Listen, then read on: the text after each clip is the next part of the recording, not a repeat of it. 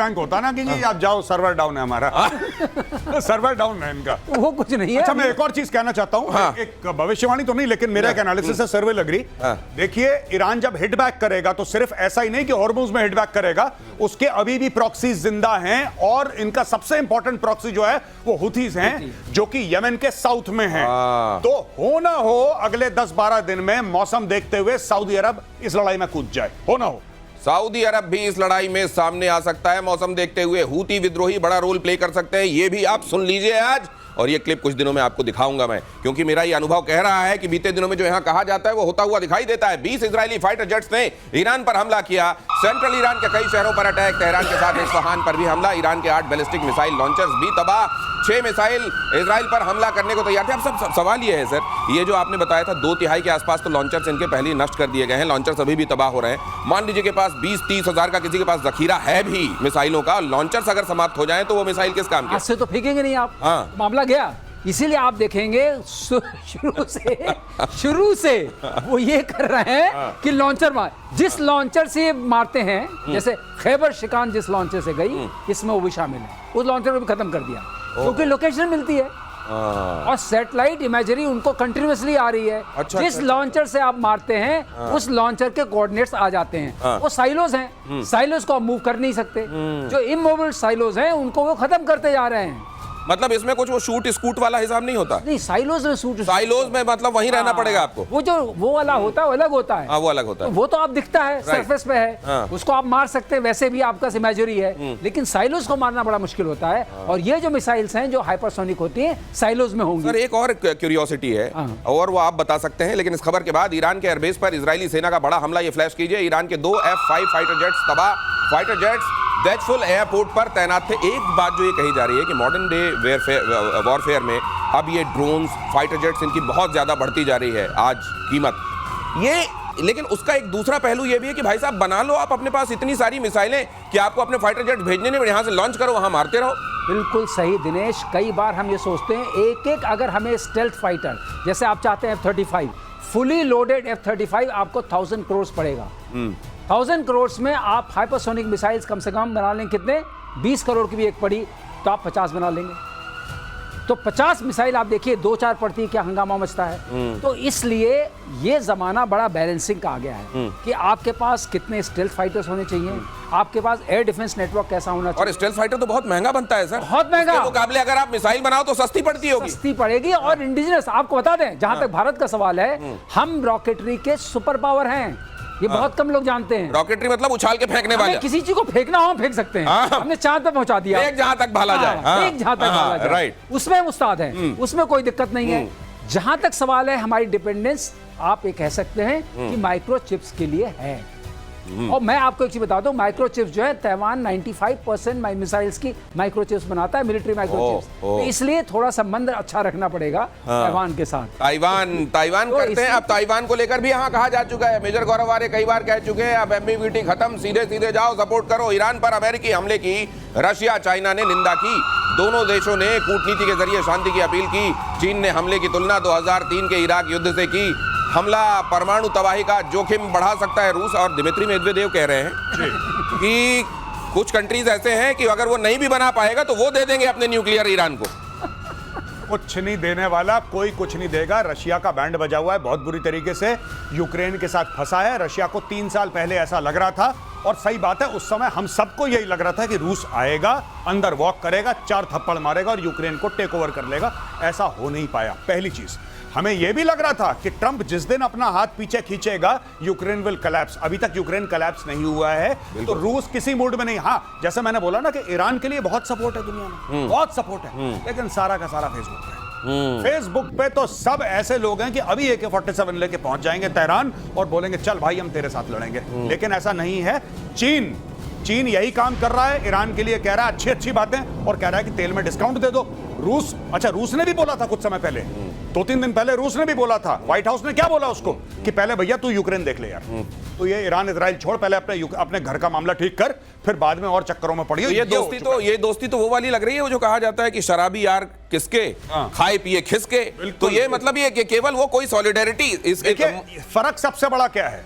फर्क सबसे बड़ा ये है कि अगर कोई मुल्क ये कहता है कि हम इजराइल के साथ खड़े हैं, तो इजराइल को पैसे भी दे रहा है, हथियार भी दे रहा है, उसके लिए लड़ भी रहा है, जैसे अमेरिका। ईरान के लिए कौन कर रहा है?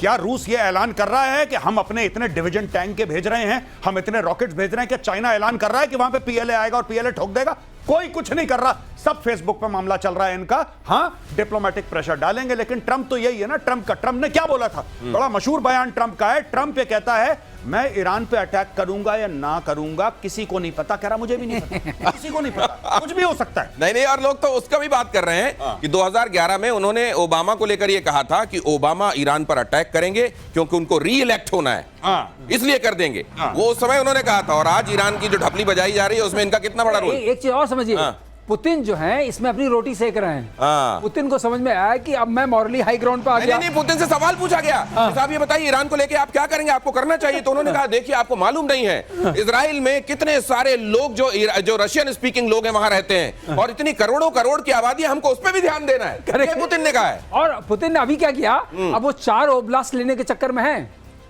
तो मतलब जब तक दुनिया का ध्यान इधर है ना, जब तक इधर शोले किया जा रहा है बसंती, इधर पता नहीं क्या हो जाने वाला अगला। देखिए ईरान पर हमले से बौखलाया मुस्लिम वर्ल्ड। ईरान पर अमेरिकी हमलों की खुलकर निंदा। सऊदी अरब, ओमान, इराक ने जताया एतराज। कतर और पाकिस्तान ने भी जताई आपत्ति। OIC, यस, OIC, ये वो वाला OIC है। अब देखिए बाकी जितने भी देश हैं जिनका भी नाम लिया जा रहा है, इंक्लूडिंग पाकिस्तान, ये सारे के सारे वो मुस्लिम देश हैं जहां पे ऑलरेडी यूएस के बेसिस हैं। तो भाई ये सब जमा खर्ची है। ये सब मुंह से बोल रहे हैं कि अच्छा ये तो बहुत बुरा हुआ, ये तो बहुत बुरा हुआ। अरे भाई बहुत बुरा हुआ तो तुम लोगों ने क्यों जगह दे रखी है बेसिस के लिए? तुमने अमेरिकन को क्यों वहां पे रख रखा है?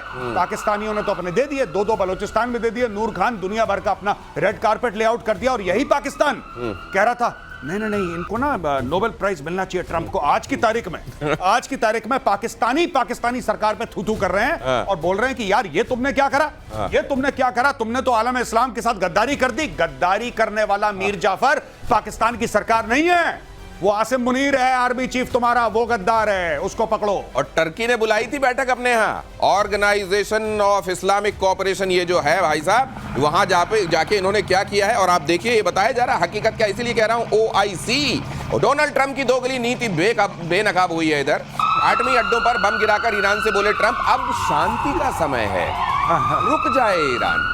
ट्रंप ने कहा ईरान को फौरन शांति स्थापित करना चाहिए, नहीं रुका तो ईरान में और तबाही होगी।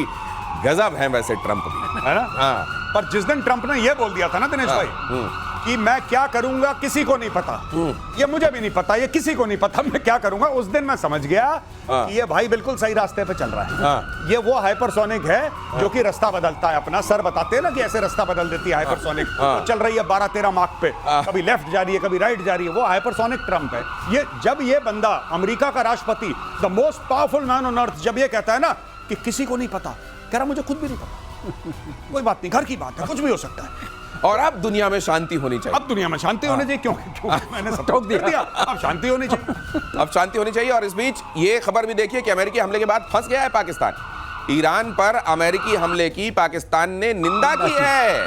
हमले को अंतर्राष्ट्रीय कानून का उल्लंघन बताया है। कुछ दिन पहले ट्रंप से भी की थी मुलाकात पाकिस्तान भी, लेकिन ये जो गौरव बोलते हैं कि फेसबुक की सबको कहना है। देखिए यहाँ पर क्या है, इन सारे कंट्रीज में जिसकी हम बात करते हैं, जो रूलर्स हैं वो अलग हैं, अवाम अलग है। अवाम उम्मा वाली है, और वो कहते हैं मुस्लिम ब्रदरहुड का क्या होगा, तो उनके लिए कुछ न कुछ बोलना पड़ता है। और बाद में फोन करके माफी मांग लेते होंगे, सर हमें बोलना पड़ रहा है, इसका कोई मतलब मत नहीं। लेकिन बहुत सारे लोगों ने ये भी कहा मेजर गौरव आर्य कि जब मुनीर को बुलाया ना, तो अमेरिका जो डेमोक्रेसी करता है ना, उसने डेमोक्रेसी को भी एक तरीके से गाली दी। जी बिल्कुल। शहबाज शरीफ को भी एक तरीके से गाली दे दी और कह दी बेटा तू नहीं है, ये है, इसलिए इसको बुलाया। और आज की तारीख में मैं आपको बताऊं कि एक भेड़ जैसा होता है जो पाकिस्तान का राष्ट्रीय जानवर है, भेड़, उसको कहते हैं मरखोर। वो पाकिस्तान का राष्ट्रीय जानवर है। पाकिस्तानियों बदल लो, गिरगिट को रख लो अपना राष्ट्रीय जानवर। ये मरखोर कहते हैं। मरखोर, वो आईएसआई का भी साइन वही है, मरखोर वो भेड़ है जिसकी ऐसे गोल अच्छा अच्छा, वो जाके ऐसे अपने सिर से जो कई जगहों पे टक्कर मार रहा होता है। लेकिन ये वो मरखोर है जो कभी किसी को टक्कर नहीं मारता, जो घास खिलाता है उसकी रखवाली करता है, ये वो मरखोर है भाई। इन्होंने ये जो आज की तारीख में पाकिस्तानी पार्लियामेंट करी है ना कि ईरान के साथ बड़ा गलत करा, ये तुमने 48 घंटे पहले क्यों नहीं करा? क्या तुम्हें नहीं पता था? हमें यहां पे स्टूडियो में पता है कि अटैक होने वाला है, हमें यहां पे पता है, दुनिया कह रही है अटैक होने वाला है, पाकिस्तान को नहीं पता था क्योंकि पाकिस्तान के एयर स्पेस में अमेरिका के रिकॉनेसेंस प्लेन चल रहे थे, ये पहले ही बिक चुके हैं। अब ये जो कह रहे हैं कि हम निंदा करते हैं, हम इसको गलत मानते हैं, अटैक गलत है, ये अपनी आवाम, क्योंकि आज की तारीख में पाकिस्तानी जो आवाम है, जो मुस्लिम्स हैं पाकिस्तान में 97% वो सड़क पे आने की बात कर रहे हैं। वो कह रहे हैं कि तुमने मुस्लिम उम्मा के एक मुल्क की, एक अहम मुल्क की पीठ पर तुमने खंजर उतारा है, तुम धोखेबाज हो। तो उनको मॉडिफाई करने के लिए नहीं, ऐसे हम तो निंदा करते हैं, हमारा कोई लेना देना नहीं है। यही लोग कह रहे थे ट्रंप को नोबेल प्राइज दे दो। तो अगर ऐसा होने वाला है तो मुझको लगता है मुनीर फौरन इसको करेक्ट करेंगे, बहुत सारे फोन, घड़ियां, लैपटॉप लेंगे और ईरान चले जाएंगे। आप चिंता मत करो, उम्मा वालों को देने जा रहा हूं, कुछ दिनों में इससे पता चलेगा कि कौन कहां बैठा हुआ है। कौन कहां बैठा, ये पुराने धोखेबाज लोग हैं, इसलिए मैंने इसको बोला था। अभी मैंने ट्वीट भी करा है जिसमें वर्दी में आसिम मुनीर, आप जाके मेरा ट्विटर देखिएगा, वहां पे लिखा है नेम टैग में मीर जाफर। ये मीर जाफर है, गद्दार है, ये धोखेबाज आदमी है। मुझको लगता है कि अगर इसी तरीके से होता रहा, पाकिस्तान में बहुत सारे लोग पुकारने लगे हैं मुनीर को इस नाम से, मीर जाफर नाम से, कहीं ऐसा ना हो कि वही मुख्य नाम हो जाए। अगली खबर देखिए, ईरान के साथ पाकिस्तान की धोखेबाजी का खुलासा। ईरान के सैन्य कमांडर की जासूसी का आरोप, रिपोर्ट में दावा है कि मोहम्मद हुसैन बागेरी की लोकेशन लीक हुई थी, इजराइल ने मोहम्मद हुसैन बागेरी को मारा था। ये उधर से भी खा गए पाकिस्तान जो है, ये अब अगला, क्योंकि अब ये एक्सपोज हो गए हैं कि इन्होंने घड़ी बांटी, ये किया, अब कैसे देंगे लोकेशन, ये क्या करेंगे अब अगली बार? नहीं, ये कुछ नहीं, ये जितना देखिए, ये कुछ ना कुछ तरीका, पाकिस्तान कोई ना कोई तरीका निकाल लेता है पैसे कमाने का। ठीक है, पाकिस्तान ने अमेरिका से पैसे पकड़ लिए हैं, कहानी खत्म हो गई है। पाकिस्तान, देखिए, आप तो कह रहे हैं घड़ी दे दी, अब तो मीडिया भी कह रहा है घड़ी दे दी, मीडिया भी कह रहा है घड़ी दे दी, कुछ ना कुछ दे दिया। कुछ नहीं पता पाकिस्तान की आईएसआई ने अंदर जाके कि 80 भी मुसलमान थे, तुसी भी मुसलमान, ये कह के ईरान को और कौन कौन से धोखे दिए होंगे, ये बाद में पता लगेगा। ये तो घड़ी तो बहुत पहले दी थी इसने, घड़ी तो कुछ हफ्ते पहले दी थी जब भी ये गया था वहां पे। तो अब क्यों पता लग रहा है हमें? तो आज से 1 महीना बाद आपको